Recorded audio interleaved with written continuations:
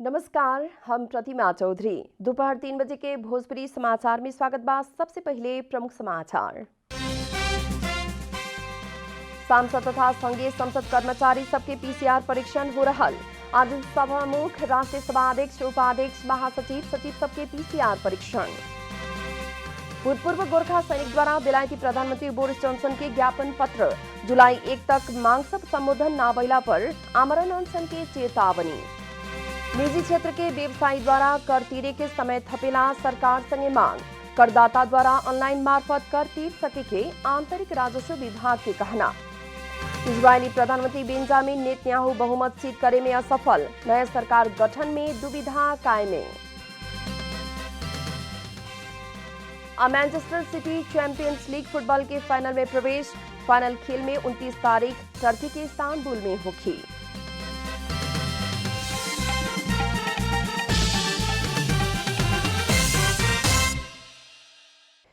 आप पूरा समाचार। संसद अधिवेशन के ध्यान में राखत सावधानी स्वरूप सांसद तथा कर्मचारी सब में कोरोना वायरस के संक्रमण रहल ना रहल था करे खातिर आज पीसीआर परीक्षण हो रहल बा। नया बानेश्वर के संसद भवन के लोत्से हॉल में आज सवेरे 10 बजे से लेके संझिया 5 बजे तक अभियान बीएफए के भी उहे समय में पीसीआर परीक्षण होखे के संघीय संसद सचिवालय जानकारी दिले बा।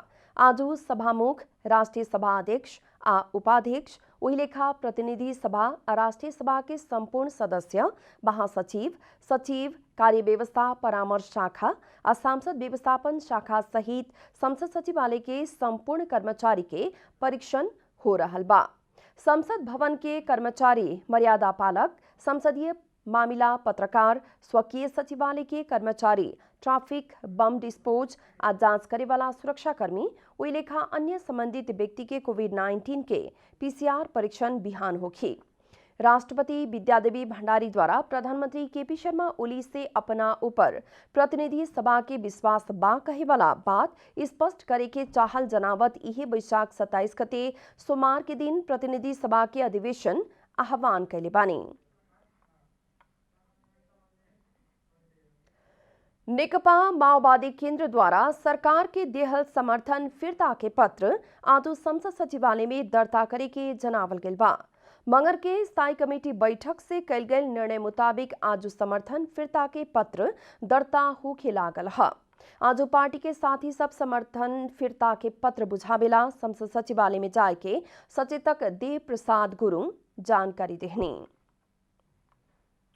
संविधान प्रतिकूल ढंगले चाहिँ कदमहरू जो चाल्दै गइरहनु भएको छ, यी सबै कारणले गर्दाखेरि उहाँकै सरकार निरन्तरतामा रहिरहँदाखेरिको अवस्थामा यो राष्ट्रियता र लोकतन्त्र र यो जनजीविका लगायतका सबै मुद्दाहरूमा, सबै इस्युहरूमा गम्भीर खतरा पर्दै गएर प्रकारान्तर रूपले राष्ट्रिय स्वाधीनताकै मुद्दा गम्भीर खतरामा पर्दै गइरहेको हुनाले चाहिँ हामीले यो समर्थन फिर्ता गर्नुपर्छ भनेर चाहिँ आजको मितिदेखि लागू गर्ने गरिकन समर्थन फिर्ता गरेका हौं।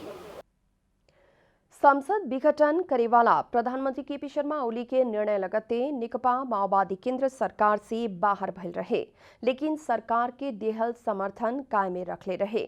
काल्हु बैठल स्थायी कमेटी बैठक से सरकार के समर्थन ना रहल पत्र संसद सचिवालय में बुझावे के निर्णय भइल रहे। माओवादी द्वारा समर्थन फिरता लेहला पर सरकार अल्पमत में पड़ी। यह बैशाख 27 गते बैठे वाला संसद के विशेष अधिवेशन में प्रधानमंत्री ओली विश्वास के मत देवे के कार्यक्रम बाटे। कोरोना वायरस संक्रमण फैला संघी बाजुरा जिला में आज से निषेधाज्ञा जारी कैल गई। प्रमुख जिला अधिकारी गोपाल अधिकारी जानकारी दिले बानी। कोरोना वायरस महामारी के चलते जोखिम बढ़ते गैला बाद सोमवार के बैठल कोविड-19 संकट व्यवस्थापन समिति के निर्णय मुताबिक आज से बाजुरा जिला में निषेधाज्ञा लागू कैल गई है।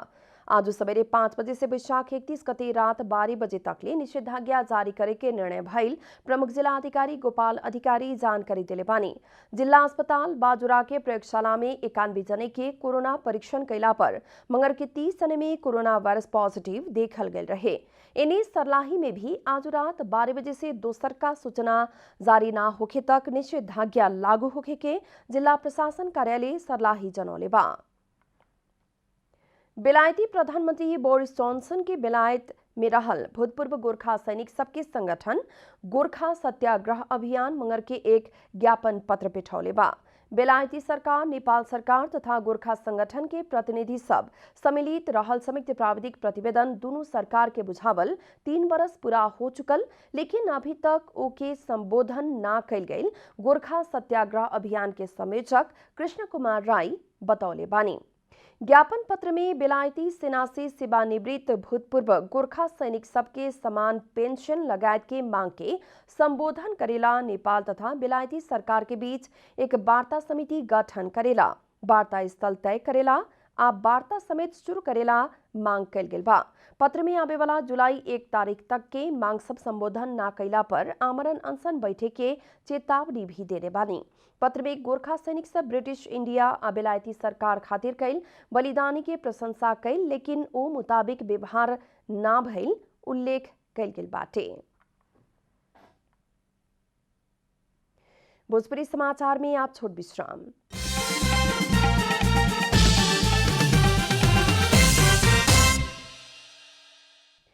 भोजपुरी समाचार में आप बाकी समाचार। मुस्लिम धर्मावलंबी सबके विशेष पवनी रमदान के अवसर में कतार सरकार द्वारा कतार के जेल में कैद जीवन बिता रहल 14 जने नेपाली के आम माफी देहल गइल बा। कतार सरकार द्वारा नेपाली कैदी के बाकी कैद छूट देहला बाद उ लोग अब स्वदेश लौटे के रास्ता खुलल कतार स्थित नेपाली दूतावास जनौले बा। कतार नेपाली कामदार के प्रमुख गंतव्य मध्य पड़ेला। विभिन्न अपराध में समावेश भइल सैकड़ों नेपाली कतार के जेल सब में रहल बतावल गइल बा। झापा में आज आधा रात से जिला भर पूर्ण निषेधाज्ञा के आदेश जारी भइल बा। जिला में लगावल आंशिक निषेधाज्ञा से कोरोना संक्रमण के दर ना घटल आ लोग चहल पहल यथावत रहल कहत जिला प्रशासन कार्यालय झापा पूर्ण निषेधाज्ञा आदेश जारी कैले बा। कोरोना संक्रमित के संख्या तीव्र रूप में बढ़े लगला बाद जिला कोविड-19 संकट व्यवस्थापन केंद्र DCCMC द्वारा ऐसा निर्णय कैल गेल है। आज आधा रात से बैशाख 31 गते तक पूर्ण निषेधाज्ञा लगावे के निर्णय भइल बा। इससे पहले सोमवार से जारी आंशिक निषेधाज्ञा में सवारी साधन संचालन में जोर बिजोर प्रणाली लागू कैल गेल रहे, तब दुकान सब सवेरे 11 बजे तक खोले के देहल गेल रहे। अब खाद्यान्न, तरकारी आ फल फूल के दुकान सवेरे 6 से 10 बजे तक ले ही खोले के मिली। सरकार द्वारा भारत से हवाई मार्ग होके नेपाल आवे वाला यात्री खातिर 8 गो होटल के क्वारंटीन तय कैल गेल बा। भारत से आवे वाला हवाई यात्रु ई 8 गो होटल में ही क्वारंटीन रहे पड़े के व्यवस्था मिलावल संस्कृति, पर्यटन तथा नागरिक उड्डयन मंत्रालय जनौले बा। मंत्रालय द्वारा गोदावरी स्थित व्यू भ्रिकुटी, गुजेश्वरी स्थित माधव होटल, एयरपोर्ट स्थित एयरपोर्ट होटल, गौशाला स्थित आमादबलम होटल, गौशाला स्थित ही रीडर्स इन, गौशाला स्थित आनंद आश्रम, जगाती स्थित फार्म हाउस रिजोर्ट आ जगाती स्थित A1 रिजोर्ट के होटल क्वारंटीन के रूप में तय कैल गेल बा।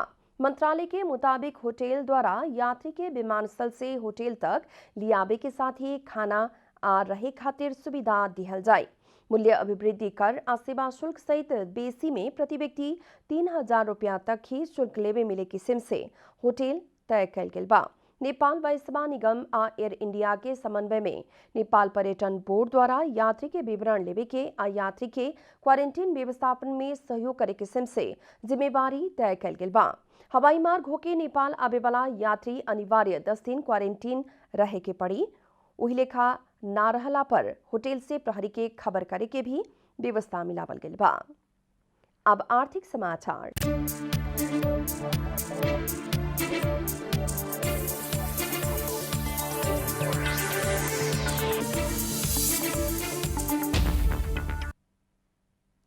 निजी क्षेत्र के व्यावसायिक संस्था द्वारा कोविड नियंत्रण खातिर निषेधाज्ञा लगावल अवस्था में कर तिरे ना सके के कहत समय थपेला मांग कैल गेल बा। नेपाल उद्योग वाणिज्य महासंघ, नेपाल उद्योग परिसंघ आ नेपाल चैम्बर ऑफ कॉमर्स द्वारा अलगे अलगे विज्ञप्ति जारी करत कर विवरण बुझावे के म्याद आ कर तिरे के समय थपेला मांग कैल गेल है। आंतरिक राजस्व विभाग के महानिर्देशक झक्क प्रसाद आचार्य कर विवरण आ कर तिरे वाला सभी प्रक्रिया ऑनलाइन मार्फत कैला से करदाता लोग के ऑनलाइन मार्फत कर तीर सके के बतौले रहने। महानिर्देशक आचार्य के कहनाम सार्वजनिक भइला बाद तीनों संस्था द्वारा विज्ञप्ति निकाल के समय थपेला मांग कल गेल बा। नेपाल चैम्बर ऑफ कॉमर्स द्वारा भी मंगलवार के ही कर तिरे के समय थपेला मांग हो चुकल बा।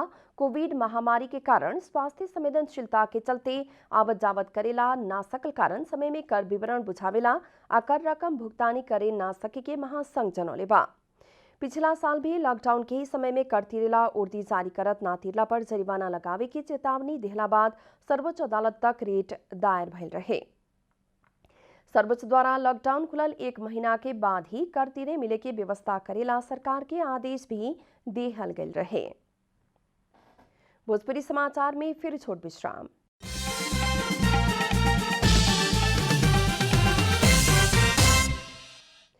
भोजपुरी समाचार में अब अंतर्राष्ट्रीय समाचार।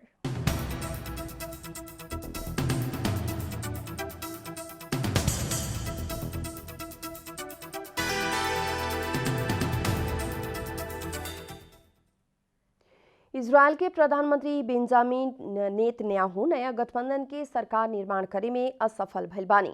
नया गठबंधन सरकार निर्माण खातिर प्रधानमंत्री नेतन्याहू मंगर के मध्य रात की समय सीमा तय भइला पर भी वो अवधि में वहां के गठबंधन निर्माण ना कर सकनी। प्रधानमंत्री नेतन्याहू बहुमत जुटावे ना सकला संगी 12 बरस एने पहिल का बार नेतन्याहू के दल लिक्विड पार्टी सत्ता बाहर पुगे के स्थिति आ चुकल बा। बीतल मार्च 23 एने प्रधानमंत्री नेतन्याहू संसद में बहुमत हासिल करे खातिर संघर्ष कर रहल बानी।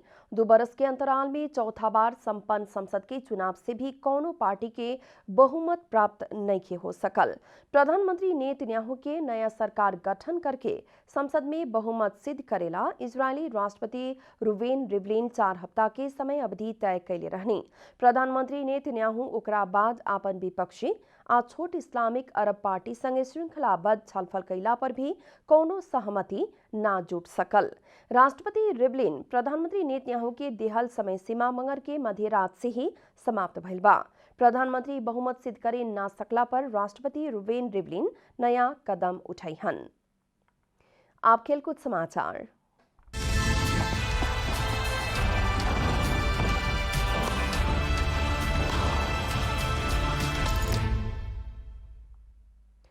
Premier league club Manchester City champions league football के फाइनल में प्रवेश कैले बा। फ्रांसीसी club Paris Saint Germain PSG के दूसरका लीग के खेल में 2-0 से हरावत 4-1 के नतीजा सहित सिटी फाइनल पुगल है। सिटी पहिल का बार चैंपियंस लीग फुटबॉल के फाइनल प्रवेश कैले बा। दूसरका लीग में सिटी के जीत दिलावे खातिर रियाद महरेज 2 गोल कैलन। खेल के 11वां मिनट में महरेज गोल करत सिटी के अग्रता दिलौलन। 63वां मिनट में फिल फोडीन के पास में व्यक्तिगत दूसरका गोल करत महरेज सिटी के जीत सुनिश्चित कैले रहलन। फाइनल खेल टर्की के इस्तांबुल में मई 29 तारीख में होगी। अंत में प्रमुख समाचार फिर एक बेर। सांसद तथा संघीय संसद कर्मचारी सबके PCR परीक्षण हो रहल। आदेश सभा मुख, राष्ट्रीय सभा अध्यक्ष, उपाध्यक्ष, महासचिव, सचिव सबके PCR परीक्षण। भूतपूर्व गोरखा सैनिक द्वारा बेलायती प्रधानमंत्री बोरिस जॉनसन के ज्ञापन पत्र। जुलाई 1 तक मांग सब संबोधन न भइला पर आमरण अनशन की चेतावनी। निजी क्षेत्र के व्यवसायी द्वारा कर तिरे के समय थपेला सरकार संगे मांग। करदाता द्वारा ऑनलाइन मार्फत कर तीर सके के आंतरिक राजस्व विभाग के कहना। इजरायली प्रधानमंत्री बेंजामिन नेतन्याहू बहुमत सिद्ध करे में असफल। नया सरकार गठन में दुविधा कायमे। Manchester City champions league football के फाइनल में प्रवेश। फाइनल खेल में 29 तारीख टर्की के इस्तांबुल में होगी।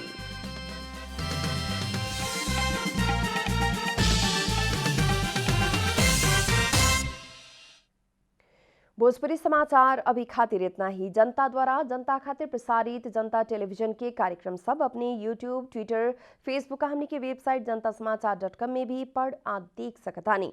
सूचना में अपने के सहभागिता, समय में समाचार हमने के प्रतिबद्धता। नमस्कार।